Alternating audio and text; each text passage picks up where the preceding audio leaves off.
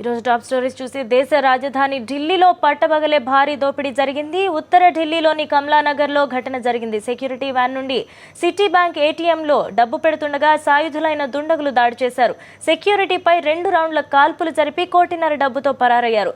సంఘటనపై పోలీసులు విచారణ చేపట్టారు. ఇక పూర్తి వివరాలు మా ఢిల్లీ ప్రతినిధి వెంకటేష్ అందిస్తారు. వెంకటేష్, చెప్పండి, దోపిడీకి సంబంధించి మీ దగ్గర సమాచారం ఏంటి? వెంకటేష్, దోపిడీకి సంబంధించి మీ దగ్గర ఉన్న సమాచారం ఏంటి? ఈ రోజు ఉదయం 11 గంటలకు ఢిల్లీలో పట్టపగలే లూటీ జరిగింది. 1.5 కోటి రూపాయలను దుండగులు దోచుకెళ్లారు.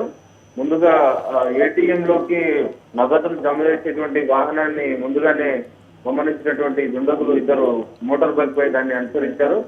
ఆ వాహనానికి డబ్బులు 1.5 కోటి రూపాయలను ఏటీఎం లోపలికి తీసుకెళ్లి వాటిని డబ్బులు లోపల పెట్టిన సందర్భంలో దుండగులు బైక్ పైన సెక్యూరిటీ గార్డ్స్ పైన కాల్పులు చేశారు. ఆ కాల్పుల్లో 2 సెక్యూరిటీ గార్డ్స్ తీవ్రంగా గాయపడినటువంటి పరిస్థితి, మరొకరు చనిపోయినటువంటి పరిస్థితి. ఇమీడియట్ గా దుండగులు లోపలికి వెళ్లి అక్కడ ఉన్నటువంటి నగదులు తీసుకుని పరారైపోయారు. చాలా రద్దీగా ఉన్నటువంటి ప్రదేశంలో పట్టపగల ఈ దోపిడీ జరగడం పైన మొత్తం అక్కడ ఉన్నటువంటి స్థానికులంతా కూడా తీవ్రంగా ఆందోళన చెందుతున్నటువంటి పరిస్థితి. పోలీసులు వెంటనే రంగంలోకి దిగి నిందితులను పట్టుకునేందుకు పెద్ద ఎత్తున గాలింపు బృందాలను పంపారు. ప్రస్తుతానికి దర్యాప్తు కొనసాగుతోంది. Okay Venkatesh, thanks for the updates.